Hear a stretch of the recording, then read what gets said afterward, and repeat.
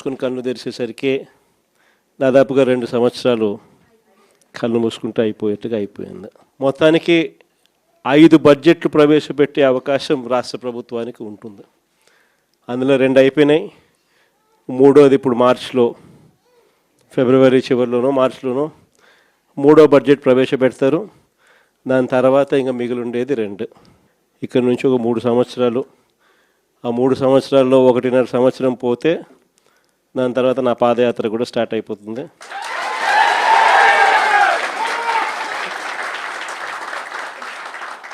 దాని తర్వాత మరో 1.5 సంవత్సరం నేను కూడా ప్రజలతోనే రోడ్ల మీదే ప్రజల్లోనే మమేకమవుతూ ఆ ప్రయాణం కొనసాగుతుంది. ఇది మరీ ముఖ్యంగా ఎందుకు చెప్పాల్సి వస్తూ ఉంది అంటే, ఈరోజు పరిపాలన చాలా అంటే చాలా అన్యాయంగా జరుగుతూ ఉంది. రెడ్ బుక్ రాజ్యాంగంతో ఎక్కడా కూడా ఎవరినైనా కూడా ఏమంటే అది నేను చేసేయచ్చు అని ఖండకావరంతో ఈరోజు పరిపాలన సాగిస్తూ ఉన్నారు. పాలనంతా కూడా అబద్ధాలు, మోసాలు. ఆ అబద్ధాలు ఆడుతున్నావయ్యా, మోసం ఎందుకు చేస్తున్నావయ్యా అని చెప్పి గట్టిగా నిలదీస్తే రివర్స్ ఉల్టా కేసులు పెడతా ఉన్నారు, పోలీసులను పంపిస్తూ ఉన్నారు. పోలీసు వ్యవస్థ ఎప్పుడు చూడని విధంగా దుర్వినియోగం అయిపోయిన పరిస్థితులు మొట్టమొదటిసారిగా చూస్తూ ఉన్నాం. ఇవన్నీ కూడా ఈరోజు మనకు కనిపిస్తూ ఉన్నాయి. మరోవైపున పాలన ఎలా సాగుతూ ఉందని ఒకసారి చూస్తే, పాలనలో ప్రతి ఇంట్లో కూడా ఈరోజు చర్చనీయాంశంగానే ఉంది. ప్రతి ఇంట్లో కూడా ఈరోజు చర్చ జరుగుతూ ఉంది. జగన్ ఉన్నప్పుడే బాగుండేది, కనీసం ఆయన ప్రతి నెల ఏదో బటన్ నొక్కుతూ ఉన్నాడు, ఖచ్చితంగా మాట చెప్పినాడు, మాట ప్రకారం నిలబడ్డాడు. ఈరోజు జగన్ పోయాడు, చంద్రబాబు నాయుడు ఏమో బిర్యానీ పెడతానని మోసం చేశాడు, ఉన్న పలావు పోయింది, ఇప్పుడు బిర్యానీ కూడా పోయింది అని చెప్పి ఈరోజు ప్రతి ఇంట్లో కూడా చర్చనీయాంశం జరుగుతూ ఉంది. ఈరోజు నిజంగానే ప్రతి ఇంట్లో కూడా పోలికను చూస్తూ ఉన్నారు. ఆ రోజు ఇదే రాష్ట్రం, ఇదే బడ్జెట్, ఇదే పరిస్థితుల్లో అప్పుడు ఇంకా దారుణమైన పరిస్థితులు, కోవిడ్ వచ్చి 2 సంవత్సరాలు అతి దారుణమైన పరిస్థితులు ఉన్నప్పటికీ కూడా ఎప్పుడూ కూడా ప్రభుత్వ కష్టాలను ఎప్పుడూ ప్రజలకు చూపించి ఎప్పుడూ కూడా పథకాలను ఎగరగొట్టాలి అని చెప్పి ఏ రోజు మన ప్రభుత్వం ఎప్పుడు ఆలోచన చేయలే. మన కష్టాలు ఎన్నున్నా కూడా ముఖంలో చిక్కటి చిరునవ్వే మెయింటైన్ చేశాం. ప్రజలకు మాత్రం చెప్పిన ప్రతి మంచి కూడా చేసి చూపించిన ప్రభుత్వం మనదే. కానీ ఎప్పుడైతే మనం ఓడిపోయినామో, ఎప్పుడైతే చంద్రబాబు నాయుడు గారి పాలన ప్రజలు మళ్ళీ తిరిగి చూశారో అప్పుడు తేడా కనిపిస్తూ ఉంది. జగన్ వల్ల మంచి జరిగింది, జగన్ ఎలా చేయగలిగినాడు, చంద్రబాబు నాయుడు ఎందుకు చేయలేకపోతా ఉన్నాడు, చంద్రబాబు నాయుడు అంత అబద్ధాలోడు, మోసం చేసేవాడు ప్రపంచ చరిత్రలో ఎవడు ఉండడు అని కూడా చెప్తా ఉన్నారు. ఒకవైపున ఉన్న పథకాలన్నీ రద్దయిపోయాయి, మరోవైపున ఈయన చెప్పిన సూపర్ 6లు, సూపర్ 7లు అన్నీ మోసాల కింద తేలిపోయాయి. ఇంకొక అడుగు చూస్తే వ్యవస్థలన్నీ కూడా పూర్తిగా నీరు గారిపోయినాయి, నిర్వీర్యం అయిపోయినాయి. ఆశ్చర్యం కలిగించే విధంగా స్కూళ్ళు అయితే కలకలలాడుతూ ఉన్నాయి. మన ప్రభుత్వంలో మొట్టమొదటిసారిగా స్కూల్ రూపురేఖలు మారాయి. దశాబ్దాలుగా ఎవడు కూడా పట్టించుకునే పరిస్థితి నుంచి స్కూళ్ళ రూపురేఖలు మారి ప్రైవేట్ వాళ్ళు కూడా గవర్నమెంట్ స్కూళ్ళతో పోటీ పడే పరిస్థితి ఎప్పుడు వచ్చింది అని అంటే అది కేవలం మన 5 సంవత్సరాల పరిపాలనలో మాత్రమే జరిగింది. గవర్నమెంట్ స్కూళ్ళల్లో పిల్లల్ని చేర్పించాలంటే ఎమ్మెల్యే చేత రికమెండేషన్ తీసుకొని పోయి, లెటర్లు తీసుకొని పోయి చేర్పించే పరిస్థితి నుంచి ఈరోజు గవర్నమెంట్ స్కూళ్ళల్లో ఏకంగా దాదాపుగా 9 లక్షల మంది పిల్లలు గవర్నమెంట్ స్కూళ్ళు మానేసిన పరిస్థితి ఈరోజు రాష్ట్రంలో కనిపిస్తూ ఉంది. స్కూళ్ళు నాశనం అయిపోయాయి. పెద్ద చదువులు చదువుతూ ఉన్న పిల్లలు ఫీజు రీయింబర్స్మెంట్ లేక 8 క్వార్టర్స్, జనవరి, ఫిబ్రవరి, మార్చికి సంబంధించిన క్వార్టర్ మామూలుగా ఏప్రిల్లో వెరిఫై చేసి మేలో ఫీజు రీయింబర్స్మెంట్ ఇచ్చేసేయాలి. ఒక క్వార్టర్ అయిపోతూనే, ఒక త్రైమాసికం అయిపోతూనే ఆ త్రైమాసికానికి సంబంధించి మన ప్రభుత్వ హయాంలో నెక్స్ట్ త్రైమాసికంలో పాత త్రైమాసికానికి సంబంధించిన డబ్బులు ఆ తల్లుల ఖాతాల్లోకి డబ్బులు పడేటివి వెరిఫికేషన్ కంప్లీట్ చేసుకుని. జనవరి, ఫిబ్రవరి, మార్చికి సంబంధించిన త్రైమాసికం ఆ క్వార్టర్ నుంచి ఎలక్షన్ కోడ్ మార్చి 16వ తారీఖు ఎలక్షన్ కోడ్ వచ్చింది, అక్కడ ఆగిపోయింది. అంతే, అక్కడ నుంచి ఈ నిన్న డిసెంబర్కు ఏకంగా 8 క్వార్టర్స్. ఒక్కొక్క క్వార్టర్కు పిల్లలకు ఫీజు రీయింబర్స్మెంట్ కింద 700 కోట్లు ఒక్కొక్క క్వార్టర్కు త్రైమాసికానికి డబ్బులు ఇవ్వాల్సి వస్తే 8 క్వార్టర్స్ అంటే 8 × 7 5,600 కోట్లకు గాను కేవలం 700 కోట్లు ఇచ్చినారు. 4,900 కోట్లు బకాయి.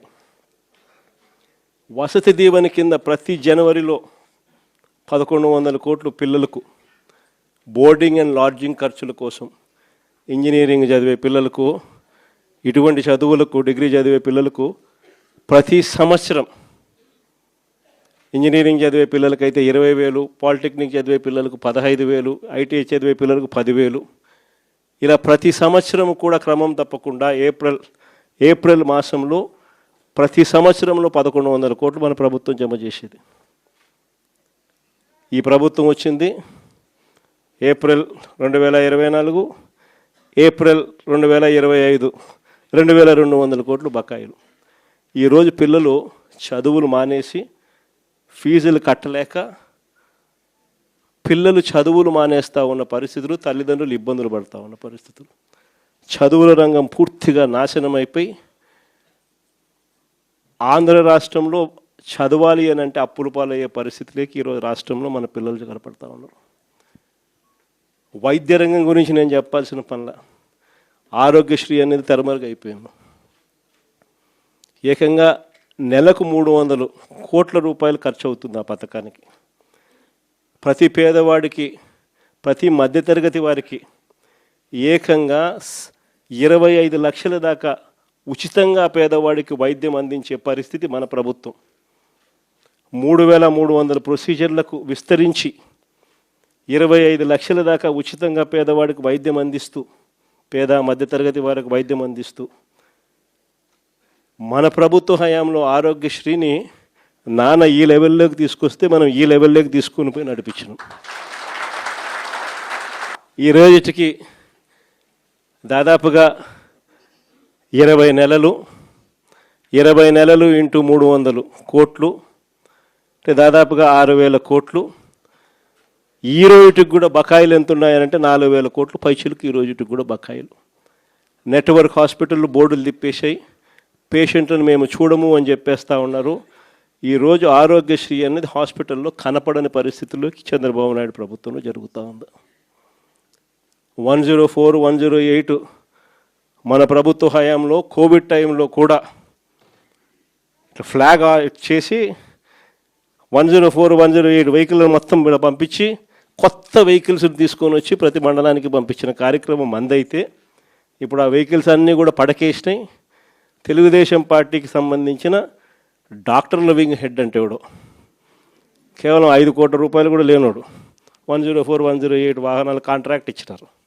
పూర్తిగా బండ్లన్నీ పడుకున్నాయి, స్కాములు చేసినారు. పూర్తిగా బండ్లు రాక ఈరోజు 104, 108కి ఫోన్ చేస్తే 2 గంటల తర్వాత వస్తామని చెప్తున్నారు. 108కి ఫోన్ చేస్తే ఆరోగ్యశ్రీ అనేది పూర్తిగా పడకేసింది. వైద్యం అన్నది పేదవాడికి అందకుండా పోయే పరిస్థితిలోకి వచ్చింది. గవర్నమెంట్ ల్యాండు, గవర్నమెంట్ బిల్డింగులు, పనిచేసే స్టాఫ్ గవర్నమెంట్ స్టాఫ్, జీతాలు ఇచ్చేది గవర్నమెంటు, స్కాములు చేస్తూ ప్రైవేట్ వాళ్ళకి ఇస్తున్నాడు.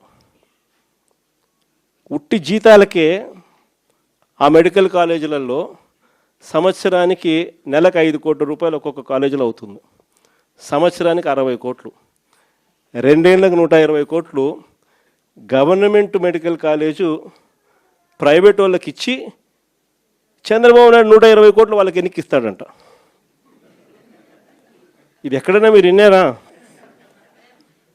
గవర్నమెంట్ది ల్యాండు, గవర్నమెంట్ది బిల్డింగులు, గవర్నమెంట్ స్టాఫు, జీతాలు ఇచ్చేది గవర్నమెంటు, నడిపేదేమో ప్రైవేటు, లాభాలేమో ప్రైవేటు కంట. ఇట్లాంటి దారుణమైన స్కాములు చేస్తే మేము అధికారంలోకి వచ్చినాక 2 నెలల్లో బొక్కలు వేస్తానని చెప్పిన.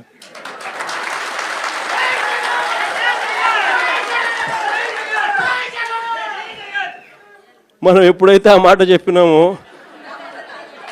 అప్పుడు ఒక్కడు కూడా ఆ స్కాములు లేక మేము రాము, మాకు చంద్రబాబు నాయుడు ఈ కాలేజీలు వద్దు అని ఏకంగా చంద్రబాబు నాయుడుకి చెప్తా ఉన్న పరిస్థితులు మొట్టమొదటిసారిగా కనిపిస్తూ ఉన్నాయి.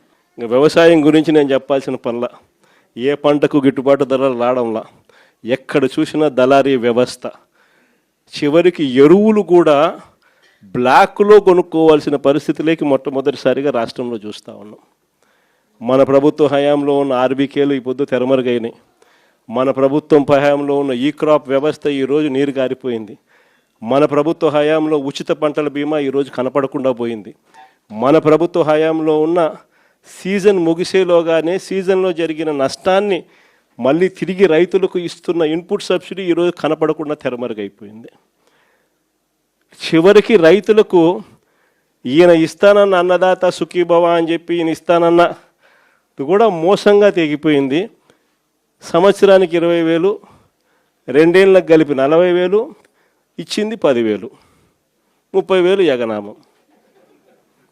రైతుల పరిస్థితి ఈరోజు ఎందుకురా నాయనా చంద్రబాబుని తెచ్చుకున్నాము అనే పరిస్థితిలో ఈరోజు రైతులు బాధపడతా ఉన్నారు. మీరే చూడండి, వ్యవసాయం, చదువులు, విద్య, వైద్యం, ఈ 3 ఏ ప్రభుత్వమైనా కూడా తమ బాధ్యతగా నడిపే వ్యవస్థలు. 3 వ్యవస్థలు పూర్తిగా కుప్పకూలిపోయినాయి. 4వ వ్యవస్థ లా అండ్ ఆర్డర్. ఈరోజు రెడ్ బుక్ రాజ్యాంగంతో 4వ వ్యవస్థ పూర్తిగా దిగజారిపోయిన పరిస్థితిలోకి ఈరోజు కనిపిస్తూ ఉంది. మరి ప్రభుత్వంలో ఈయన ఉండేది ఎందుకు ఈయన ముఖ్యమంత్రిగా పరిపాలన చేస్తూ ఉన్నాడు?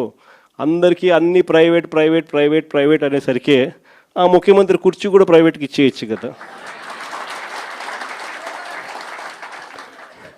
ఎందుకు అన్ని ప్రైవేట్ ప్రైవేట్ ప్రైవేట్ అనేటట్టుగా అయితే ఈయనకి ఎందుకు ఓటు వేయాలా? ఈయన ఏం చేయడానికి అని చెప్పి అక్కడ ఉన్నాడు.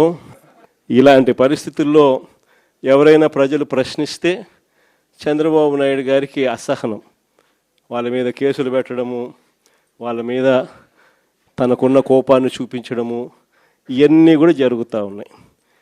ఇలాంటి పరిస్థితుల మధ్య నిజంగా వైఎస్ఆర్ కాంగ్రెస్ పార్టీ ప్రజలకు తోడుగా నిలబడే కార్యక్రమం చేస్తూ ఉంది. ప్రజలకు ఏ కష్టం వచ్చినా, అక్క చెల్లెమ్మలకు ఏ కష్టం వచ్చినా, రైతన్నలకు ఏ కష్టం వచ్చినా, పిల్లలకి ఏ కష్టం వచ్చినా కూడా వాళ్ళందరి తరపున జెండా పట్టుకొని పోరాటం చేస్తూ ఉన్న పార్టీ ఒక్క వైఎస్ఆర్ కాంగ్రెస్ పార్టీ మాత్రమే. మిమ్మల్ని అందరినీ కూడా ప్రోత్సహిస్తూ జేపీకి కూడా మీ అందరి సహాయ సహకారాలు కావాలి. అందుకనే జేపీని కూడా తీసుకొని వచ్చి బాధ్యతలు అప్పచెప్పినాం. జేపీకి కూడా మనలోని ప్రతి కార్యకర్త కూడా జేపీని కూడా మన సొంత కుటుంబ సభ్యునిగా భావిస్తూ మనం అందరం కూడా తోడ్పాటు ఇస్తేనే తాను కూడా గట్టిగా నిలదొక్కుంటున్నాం.